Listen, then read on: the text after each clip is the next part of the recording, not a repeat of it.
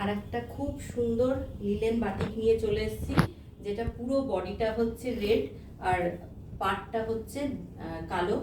Red and ব্ল্যাকের combination, তার সাথে হোয়াইটে বাটিকের বেশ আলপনা মোটিভ করা আছে পুরো শাড়িটার বডিতে এবং পাড়ে। আর তার সাথে একটা সিলভার সরু একটা বর্ডার গেছে।